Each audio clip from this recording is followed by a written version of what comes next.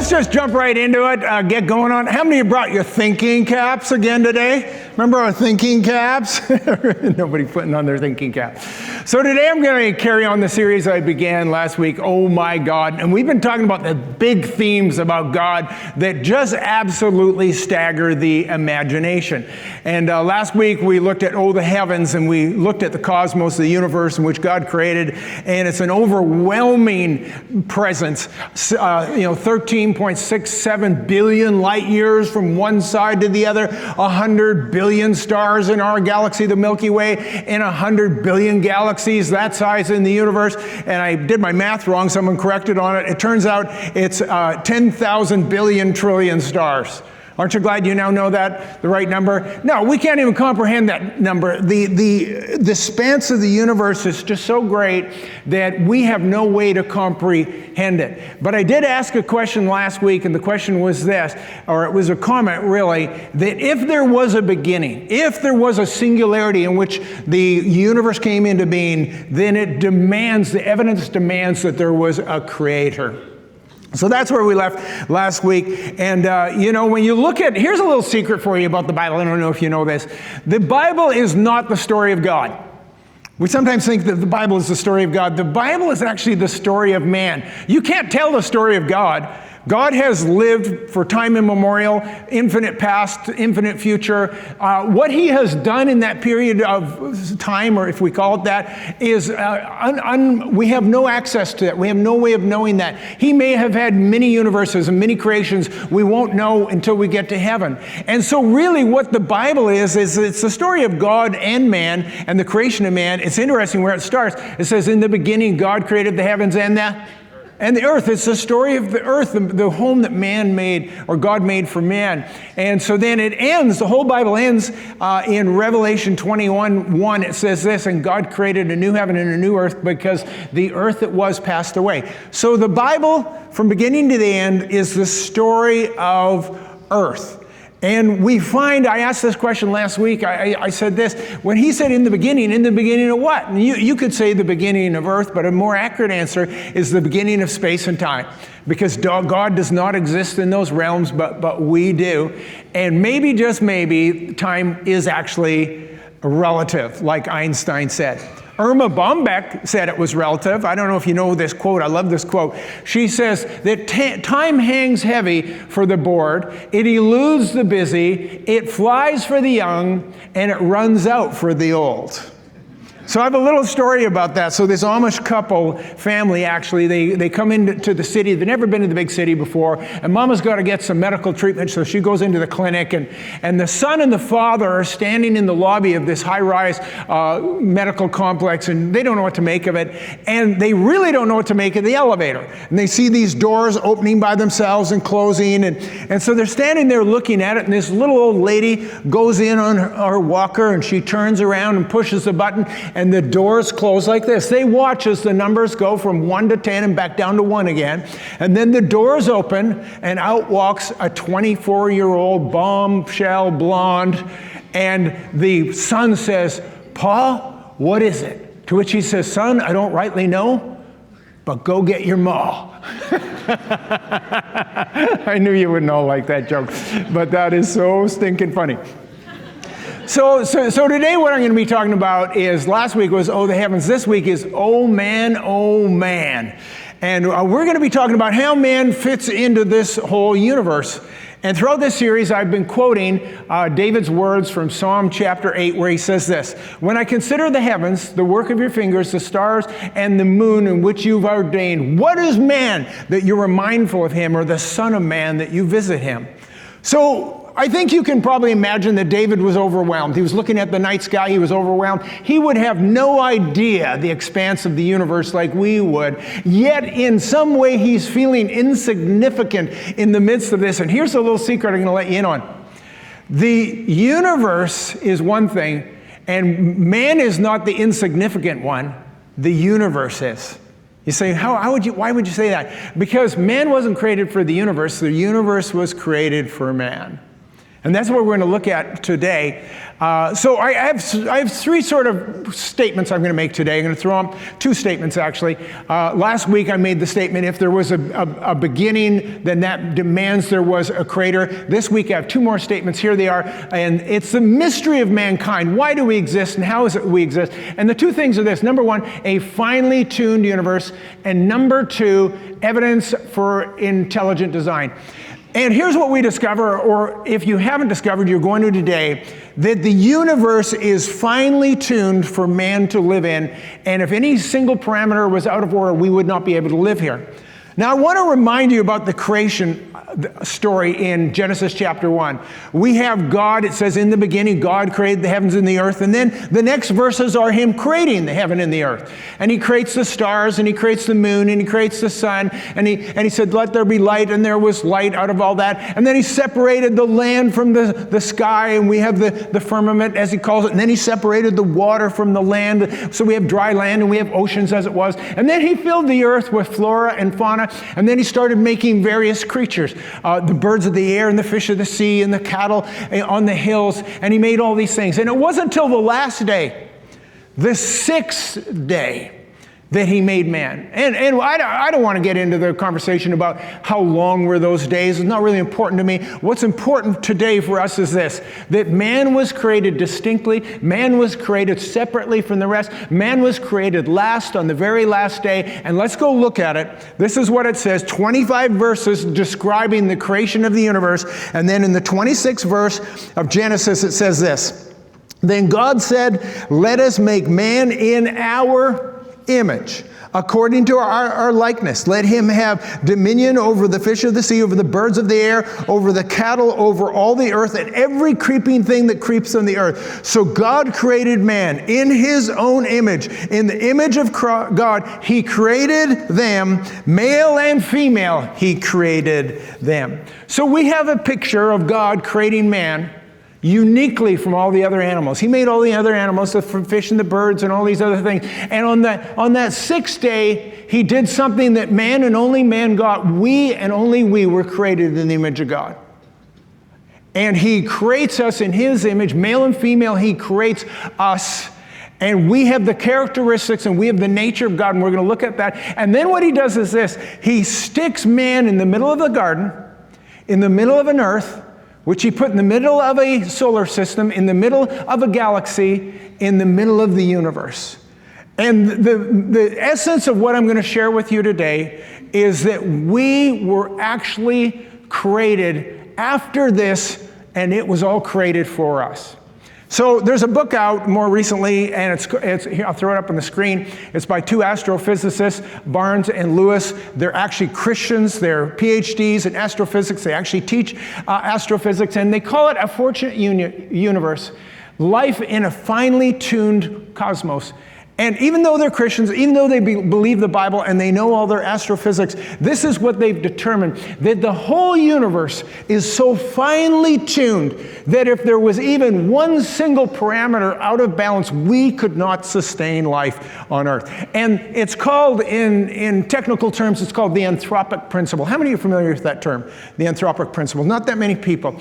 And the creationists love it because they say that the anthropic principle is evidence that God exists because God fine-tuned the universe so that man could live in it. Now, the atheistic scientists, they say, well, no, it's just a coincidence. It's a big cosmic fluke, and we just notice it because we happen to be living in the cosmic fluke. It takes so much faith to be an atheist, I'm telling you.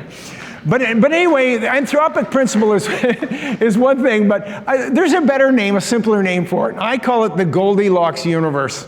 How many remember the story of Goldilocks, the fairy tale? Y'all remember it. Y'all learned it as kids, right? And of course, we have Goldilocks walking in the woods. Why is she walking in the woods by herself? That's what I want to know. Where are her parents, for goodness sakes?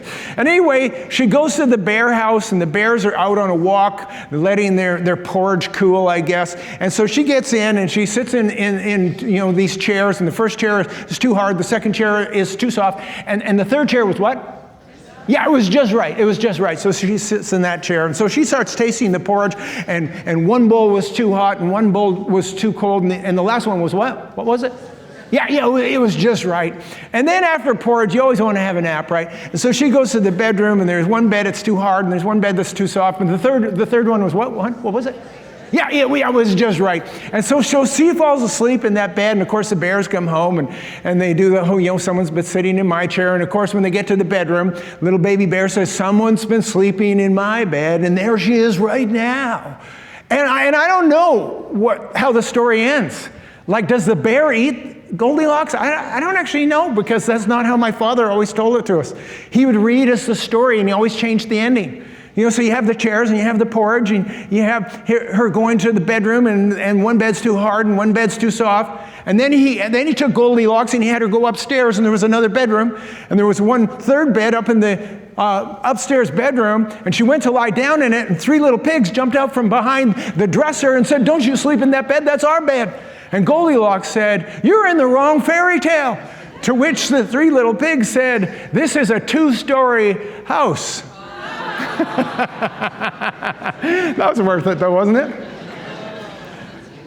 But I'll tell you, there's something about humanity that requires the Goldilocks principle. We want everything to be just right. Would you agree with that? We've built the whole church around the Goldilocks principle. Did you know that? We carefully fine-tuned all the details of this church so it would be just right for you, because it turns out you're a bit of a delicate flower, and everything has to be just right or you won't even come to church. So let me ask you a question. Let me ask you about that seat you're sitting in right now. How many think that seat is too hard? How many think it's too soft? Nobody thinks it's too soft? How many think it's just right? It's just right. You all think it's just right. And after the service, we're going to serve you coffee. And you've probably all had our coffee. How many think our coffee is too hot? Anybody? Nobody thinks it's too... Anybody think it's too cold? How many think it's just right? It's just right. It's just right. And so let me ask you about the temperature in this room. I see most of you have your jackets off. Is this room too hot? How many think this room's too hot? Not a hand. Anybody think it's too cold? A couple of hands think it's too cold. How many think it's just right? It's just right. See, you're a delicate flower. Like I said, if we don't have everything just right, if the seat isn't just right, and the coffee isn't just right, and the temperature isn't just right, you won't even come to church. And you probably don't know this. On top of this roof right here, we have the 5 biggest HVAC systems you will ever see in your life. They're the size of small houses. And I don't know why they had to be so big, but when we moved into this building, we had a discussion with the engineers, and they said, we have this system, we have to specially design it so that it will always keep the oxygen level in the room at the just right amount. And because, and they came in with these meters, and they measured it. They said, see, what happens when you fill this room with people, they exhale carbon dioxide. And if we don't put in this system, the carbon dioxide level is going to get too high, and it was going to cost us tens of thousands of dollars for this system. So I said, well, so what? What if the carbon dioxide gets a little high? He said, the people will fall asleep during your sermon. I said, then let's pay the money and get the system. we need it to be just right. And so we never think about this, but we like life just right. It has to be just right. And God knew that. God knew what you were like. And so when he built this universe, he built it just right. And if you go read about the anthropic principle or the Goldilocks universe, you discover that there's at least 30 parameters, and there's probably more, but there's at least 30 super important parameters, things you know about, that if they weren't in the absolute delicate balance, if they were off even one smallest degree, it wouldn't sustain life. And I'm going to show it to you on a graph just to help you on this. And so here's a bunch of different parameters. For example, there's only one spot where it will actually sustain life. And if the universe expanded too fast, we would end up in thermal death. Too slow, and we ended up in the big crunch. The distance from the sun. If we were any closer or further from the sun, we wouldn't be able to live here. You see, it's actually too cold on Mars. It's too warm on Venus. Gravity, electromagnetism, ozone, all of these things are in perfect balance. You know, have you ever thought about gravity? I mean, we take gravity for granted, but it's in the perfect balance for us to live life on this planet. If gravity was, let's say, too weak, you know what would happen every morning when you jumped out of bed? You would hit the ceiling. Every morning you would hit your head. And so the whole universe is held together in this incredible, delicate balance where it will sustain life. And this can't be an accident. Even the scientists, they do the math on these things, and they're so extraordinary and so elaborate, the calculations, and they think if it was off even 1% of a degree, we couldn't have life on the planet. And that's because when we read the story, which we just did, God created the earth first, and then He made it just right, and He put us in the midst of it. That's the anthropic principle. And I don't want it to escape your notice that when God put man in the midst of this planet, He gave man dominion over everything else. We were the last created. We and only we are created in the image of God. And we are so vastly superior to all the other species on the planet. We are the only ones that can think abstractly. We're the only ones with this level of creativity. We're the only ones with these complex emotions. We're the only ones that are able to maintain these elaborate relationships. Why? Because we and only we are created in the image of God. You know, there are different stories of creation. I'll tell you this one, you tell me if you think it's right. So apparently, God created the dog first. And when He created the dog, He said, here's what I want you to do. I'm going to put you on the porch, and your life is you're going to sit on the porch and you're going to bark at everybody that walks by. And for this, I'm going to give you 10 years, or 20 years rather. And the dog said, 20 years, that's too long. How about you give me 10 years to do that, and I'll give you the other 10 back. So God agreed. And then He made the monkey, and He said to the monkey, I want you to do monkey tricks and entertain the kids. And for this, I'm going to give you 20 years. And the monkey said, that's too long to do monkey tricks. How about you give me 10 years, and I'll give you the other 10 back. And then He made the cow, and He said, this is your job. You have to go toil in the heat of the day in the field so that you can feed the farmer and his family. For this, I'm going to give you 50 years. And the cow, you said, you kidding me? 50 years toiling in the heat of the day in the field? How about you give me 10 and I'll give you the other 40 back? So God said, okay. So then He made man, finally. And when He made man, He says, here's what your job is. Your job is to eat, drink, marry, sleep, and enjoy life.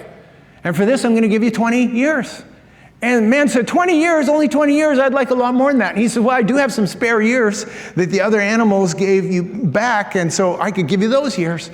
And so that's why we spend the first 20 years of our life eating, drinking, being married, and enjoying ourselves. But the next 40 years we spend toiling in the field to feed our family. And then we spend 10 years doing monkey tricks to entertain the children, and the last 10 years sitting on the porch barking at everybody that comes by. And that, my friend, is a true story. So the first thing we discover is that the universe is finely tuned to support biological life. But the second question is there evidence of intelligent design? And I think the explanation as to why there's life on planet Earth is so woefully inadequate. I think scientists should be embarrassed by it. And it's one thing. Supposing you believe that the universe is infinite and it's always been here. Supposing you believe that nothing created the universe. Okay, fine. Where did life come from? And there is no explanation for where life came from. And they say, well, I know, because you can't explain it. Life cannot arise from inorganic or inanimate objects. It's just not possible. The material universe cannot produce life as we know it.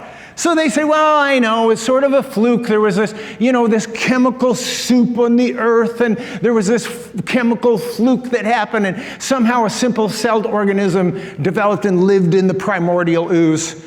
And after living in the primordial ooze, it got tired of living in the ooze and crawled out on its belly onto the land. And then it got tired of crawling on its belly, so it grew legs and it started to walk on all fours. And then it didn't really like walking around on all fours, so it got up and it started to be able to walk on two. And then it got tired of walking on entirely, and went out to the dealership and bought a brand new Camaro so it wouldn't have to walk anymore. And so that's the story of evolution. And it's so incredibly ridiculous. Like I said, it takes so much faith to believe that. And so I want to tell you a little story about Sir Frederick Hoyle. And he was one of the great astrophysicists of the 20th century. And he was actually the one who coined the term Big Bang. And like I told you last week, it was a derisive comment. He was talking about George Lemaitre's idea that the whole universe came from a singular moment and burst into being and is expanding, ever expanding into the outer expanses of the universe. And he didn't want to believe it, Because if the universe had a beginning, then it demands that there was a creator, and so it becomes problematic for the evolutionists. Nevertheless, he finally came around, even though he coined the term Big Bang, he finally came around and he actually believed it. But then he had a problem, and he realized that science cannot explain how life emerged, the origin of life on the earth. And so he wrote a book on it. Here's this book. He died in 2001. And the book is called The Intelligent Universe, A New View of Creation and Evolution. Now, make no mistake about it, he's not a creationist. He was an evolutionist. He was an atheist. He did not believe in God. He did not think God had any part of this. But he couldn't explain how life had emerged from an inorganic universe. So this is what he comes up with. You're going to laugh. He came up with the term panspermia. And what that means is that because the inanimate universe could not have created life, then that probably meant that aliens from another galaxy came to Earth and planted a seed of life, and that's how it all began. I think this guy's been watching way too much Ancient Aliens on the History Channel. Did any of you ever watch that show? I love that show. Those guys are nuts. They think that the aliens built Stonehenge and the pyramids and everything else that goes on. And he comes up with this harebrained idea that, aliens did it. Aliens sowed life into the earth. Now here's my question. Okay, supposing that's true. So where did their life come from? Where did the alien life come from? It still doesn't answer the question, right? But having said that, Sir Fred Hoyle came up with a very interesting comment, and I want to throw it up to you. Here it is. This is what he said. He said, the chance of higher life forms might have emerged through evolutionary processes is comparable with the chance that a tornado sweeping through a junkyard might assemble a Boeing 747 from the material within. Even he understood that life, and particularly higher forms of life, could not have emerged from nothing. There has to be a reason. And science has no proper explanation for this, and we have the best explanation ever. Because it says that God created man in his image, and then in the next chapter 2 Genesis, it explains it. And it says, and God took, and he made man. What did he make man from? Who can tell me? What do you make man from? Yeah, the dust of the earth. He made man out of dirt. Women, that explains everything about your husband, everything you need to know. And so he made man out of the dirt. And so it's true that mankind, our physical body, is made out of the elements of this world. We know that when we die, it's dust to dust, ashes to ashes, and our body just goes back to the elements of the earth from which it came. But that's not the end of the story. It says he made man, he formed man of the dust of the earth. And what is the very next line? And he breathed into his nostrils the breath of life, and he became a living being. You see, man only came into being after God breathed his life in, because God created man in the image of man. He created them, male and female. You see, that's how we came into this world. And any other explanation just doesn't work. You know, I know there's Christians that believe in evolution. I'm not one of them. I don't have that kind of faith. Have you ever seen, I know you've seen this, have you ever seen the human family tree? You ever seen it? I'm not talking about your family tree. I'm talking about the human family tree. I'm going to show it to you. Here it is. So here's our relatives. And we have the orangutans, and we have the gorillas, and we have the bonobos, and we have the chimpanzees, our closest relative. And then we have us. And yet we are so distinct. I'm telling you, all you have to do is look at that picture and you go, I don't know, I don't really see the family resemblance with the rest of the family. There's something missing here, and what do they call that thing missing? The missing link. They call it the missing link. And you know what the missing link is? It's the transitional forms, the intermediary forms. They are the forms that exist between monkey and man or any of the other species. And here's the problem. They have not been able to locate the missing links. They cannot find the transitional forms between the lower species. See, even if we did come from a chimpanzee, would there not be some sort of transitional form between the chimpanzee and us? There has to be. And so here's one scientist. I'm going to mock him. I'm going to share his explanation. This is the illustration he used. Here it is. Throw it up. It's cutlery. He says, okay, so, if you have cutlery, if you have a knife and a spoon and a couple of forks, There's no transitional form between the spoon and the fork, but we can all imagine that it's just a small leap from a spoon to a fork. I don't actually agree that. There is a transitional form. You ready? You want to see it? Here it is. Here's the transitional form. It's the spork. Somebody already said it's the spork. Would you believe I did this artwork myself on Photoshop? Yes, everybody's nodding. Yes, that does look like your handiwork, Pastor Mark. Way to go. Yeah, I had to come up with that spork so people would understand it. And not only would there be a spork, but there would actually be a whole bunch of variations, little iterations along the way. Why do those not exist? Why is it? I'll tell you why they don't exist. Because we didn't evolve from a monkey. That's why. It's like this story of this little girl. She goes to her mom and she says, Mom, where did we come from? So her mother sits her down, tells her the whole story of Adam and Eve and the whole thing, God's creation. And then she says, that's not what Daddy told me. I asked Daddy the same question. And he said, we evolved from monkeys.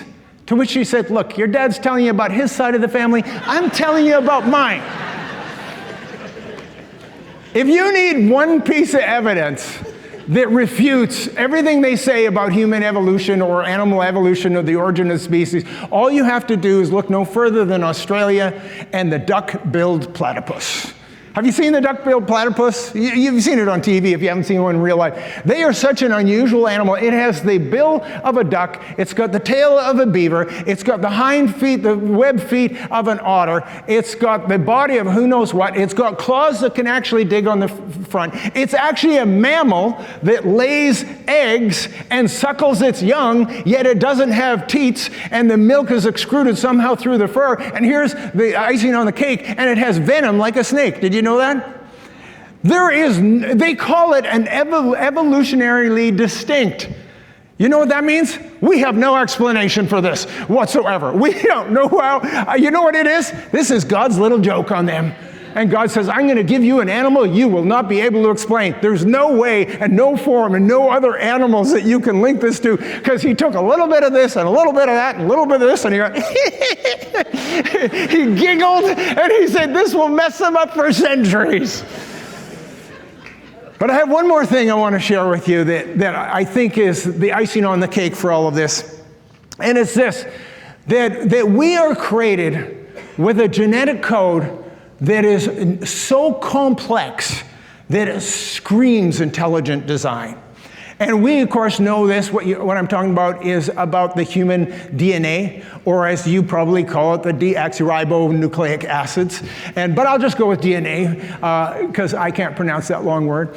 And so we know what DNA is, or we have a bit of an idea about it. It was first discovered years ago. But what happened in 1990, they came up with the Human Genome Project.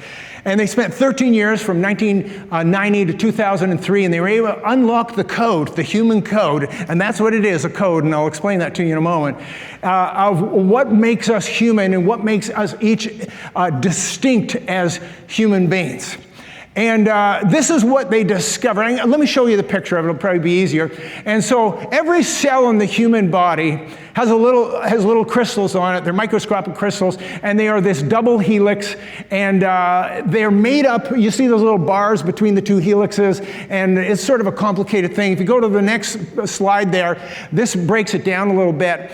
And if you could unroll the helix, if you could unroll the DNA, you'd realize that there's these base pairs. And between the two helixes, there's what they call a base pair, and it's a pair of two elements. And the two elements, are this.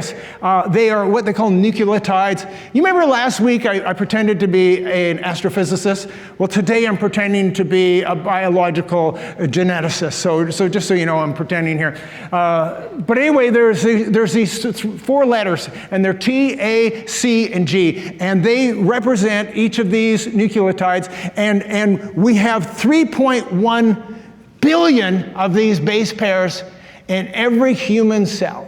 3.1 billion. And what they were able to do with the Human Genome Project was they were able to unroll this, and they were able to actually use computers. You couldn't do it manually. It's physically impossible. And they were able to map the entire human genome. And so on a computer screen, it looks like this, and there would be 6.2 billion of those characters for every human being. And just like a computer coder will use a binary system of ones and zeros, and it just looks like ones and zeros to you, but to them they understand that there's a code behind this, a digital code. And it turns out that every human being has a digital code, but instead of ones and zeros, you're T, A, C, and Gs. Now I know I may have lost some of you, but I've got a real simple explanation for this. So I love TED Talks. I don't know if you know that. You can learn more in 16 minutes than probably anywhere else on the internet. And there was a great one I saw recently, and this guy was an Italian scientist by the name of Riccardo Sabatini, and he had a heavy Italian accent, and he was a data scientist. So he's not a geneticist, and he's not a biologist or an astrophysicist, but what he does is he does a meta-analysis on data and large data, and he did this great thing on the human genome. So he comes out on stage, and while he's on stage talking about who we are as human beings, he brought out these volumes. And these volumes are an actual specific human being where instead of being on a computer screen, they printed out that person's DNA, the entire code. And there's 475 kilograms of books there. There's 262,000 pages. And then what he did, he said, this is a real person, a specific person. It's the only time in history that we've actually printed it out in hard copy. And he wanted people to see this and visualize this. So then he went over and he reached into that pile, and he didn't take this book out randomly, but he pulled this book out. And then he opened up the book to a place that he had earmarked. And in that place, if you look at, you can't really see it, but if you look on that book, it's just hundreds and thousands and millions of letters of T, A, C, and G. Just one after another, one after another. And each one of these sequences is a certain way that determines certain factors about each and every one of us. So he goes to this particular place and he starts reading, and he reads A, T, T, C, T, T, G, A, T, T, T, and then he stops and he looks at the audience and he says this.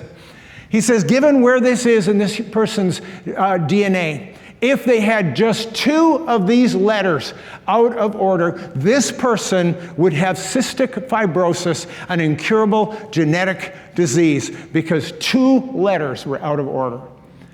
And so now you're starting to get a little picture. There's 3.1 billion of these combinations. A computer genetic, or it's not computer, but a genetic code that has been imprinted that determines everything about you. It determines the color of your eyes and the color of your skin, and it determines your height and a whole bunch of other factors, and who you are is based on this code that God printed on your very cells from the very beginning. And then he said this comment, which I loved. He said, so next time you see a pregnant woman, you are looking at a living 3D printer that is putting together the greatest amount of information known to mankind. And that, my friends, is the miracle of life. And the people applauded. They started to applaud because I think they were overwhelmed by this, that this is so intricate and so specific and so overwhelming that I don't know whether he believes in God or not, but the fact is, how can you not believe in God when you're looking at that? And so it reminded me of something I shared with you a couple months ago. Kathy and I were watching this movie called What is a Woman? And at the end of the movie, I said to Kathy, so what makes you a woman?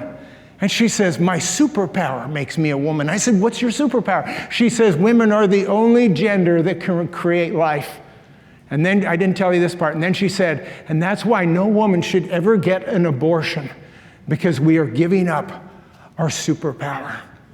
You know, there's a big debate today about when does life begin. What is the moment life begins? Some people think it's at birth. Some people think it's the first trimester or the second trimester. Some people say, well, it's when the fetus has a heartbeat, or when the fetus has brain waves, or maybe when it has fingerprints.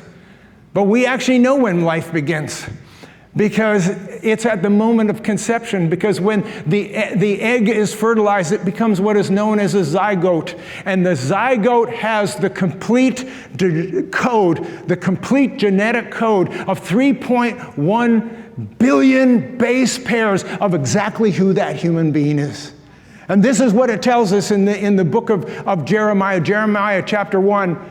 Throw it up. It says, before I formed you in the womb, I knew you. Before you were born, I sanctified you. See, God says, I have already printed out your genetic code. And don't think for a moment that you're coming into this world when you were born. I knew you before you were even formed in the womb, because I printed out your genetic code of exactly who you would be. And that, my friend, is why we know that life begins at conception, because we are fearfully and wonderfully made.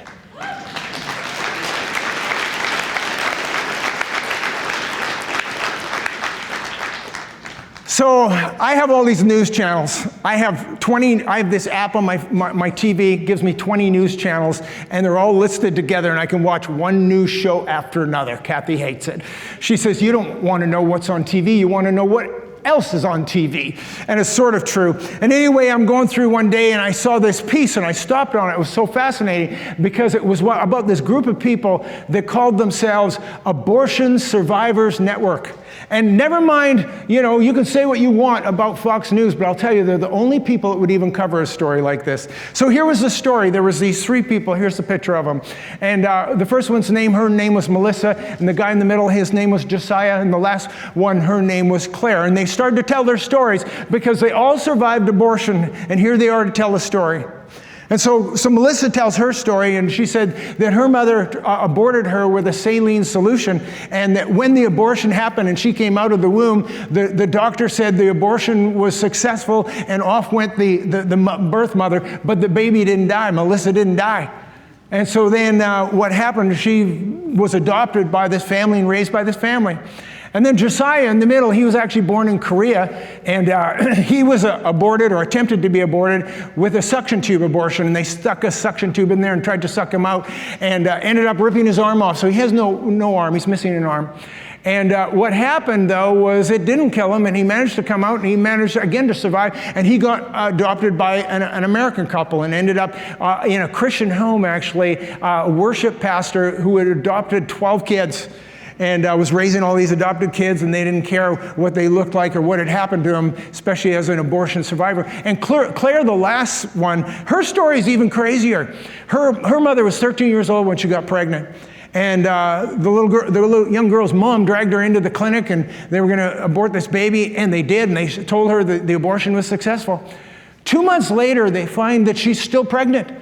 And they say, how can you still be pregnant? And they looked into it and they realized that she was pregnant with twins, and they aborted one twin and missed the second twin.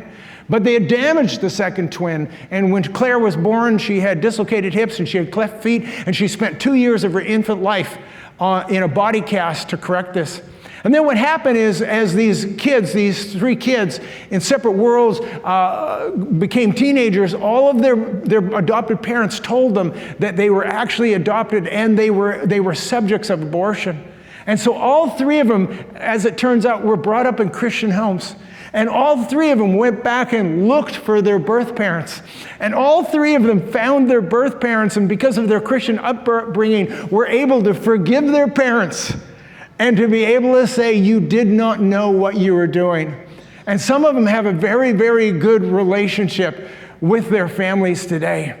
And so when people tell me this, when people look at this and say, my body, my choice, I say, no, it's not your body. There's another body in there with an absolutely intact DNA that has been prescribed from the beginning of time, that God knew them before they were formed in the womb. And I want you to look at those pictures one more time.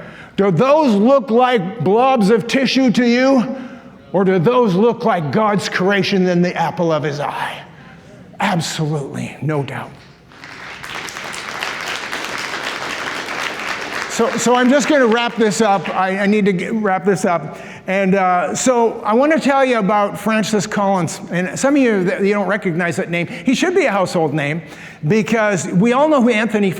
Anthony Fauci was, and Dr. Pandemic. And his boss was Francis Collins. And he was actually the head of the NIH, and Dr. Fauci worked for Francis Collins. And he's an important figure in our world because he was the one who oversaw the Human Genome Project.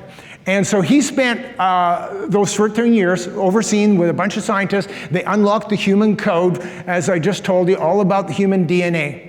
And then as soon as he finished that, they finished ahead of schedule and under budget. And then what he did was he sat down and he wrote a book. And this is Francis Collins' book. It's called The Language of God, talking about the DNA. He says, a scientist presents evidence for belief. And his story is fascinating because he tells in his book this story about how in the 70s he was a medical student and he was an avowed atheist. He loved science, he believed in evolution, he believed all the things that the science of his day believed. And he graduates from medical school, he ends up in practice, and then he said, all of a sudden I'm face to face with real life problems. And I'm face to face with life and death. And people started asking me hard questions that I couldn't answer, like when they were facing the death of a loved one, and they would say, so where do we go when we die? And he said, I don't know. And they said, but what do you believe? And he thought to himself, I don't know what I believe. And he didn't have an answer. He said the science he loved so much was inadequate to help these people in their greatest times of need. And then he said he looked at other patients that he had that were facing unbearable situations, and somehow, in some way, they had this incredible hope that seemed to come from their faith in Christ. And then he became conflicted, and he started asking himself these questions. Where did we come from? Why are we here? Why does man exist? Where do we go when we die? Why does mathematics work? Why is the universe so finely tuned? So he needed some help. So he had a patient that was a Methodist pastor. And he went to this pastor and he told him his conundrum and he told him what he was wrestling with. And the pastor looked at him and says, you remind me of another intellect years ago by the name of C.S. Lewis. And he wrote a book, I think will help you, and the book is called Mere Christianity. And he gave him the book Mere Christianity, and he was enthralled by it, and was starting to answer some of the difficult questions. And then he devoured all of C.S. Lewis's writings. And after he had read them all, he sat down and he thought to himself, I don't want to become a Christian. It's not what I want to be. It's not what I want to do. But I am overwhelmed by the evidence. I have no choice but to give my life to Christ. And he became a Christian. And then he said, here was the one argument that got me. He says the one argument is, Lewis says this, if you see a man drowning in a river, and even if you're a poor swimmer, you will risk your life and you will jump into that river to save that man. And he said, I asked myself why. He says, evolution would teach the opposite. Don't go after that man. He's the weaker of the species. He will perish. You have to protect your DNA. But I jump into the river. Why do I do it? Because to protect myself and only myself is not what is written in my heart. Because we are created in the image of God. And we will have the love of God and the sacrificial love for other human beings because we and only we are created in the image of God. This is because we are fearfully and wonderfully made. He made all of the heavens and he stuck us in the midst of it. And man, oh man, that's the God I serve. Let's stand together.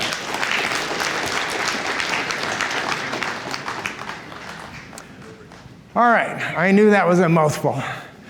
But I hope you got something out of that. And I want to ask you to do a favor for me. I'm wondering if you could all bow your heads and close your eyes just for a moment. Because I know there'll be people in the room here like Francis Collins and like Frederick Hoyle and like all these other people I've talked about. And you have never come to that place where you've made that decision to be a follower of Christ. And maybe you've got a little bit more information today on that. But if you're here today and you've never made that decision to invite Jesus into your life to be your Lord and Savior, I want to give you an opportunity today. Every head is bowed and every eye is closed and nobody's looking around, and I'm not going to single you out. But if that's you today and you'd like to make a decision to be a follower of Christ, I want you to slip up your hand so I can see it. It's just between you, me, and Jesus. I will not call you forward. If you're here today, thank you in the middle. Anybody else, thank you on the side. Just take a moment and let me see your hands. Thank you in the back for you group of folks. Thank you on that side. Thank you. All right. Hands all over the room today, which is fantastic. You know, put down your hands. I may not have seen all your hands, or if you didn't put up your hand and you should have, would you pray with us? And we're all going to pray together because I said I wouldn't single anybody out. So let's pray.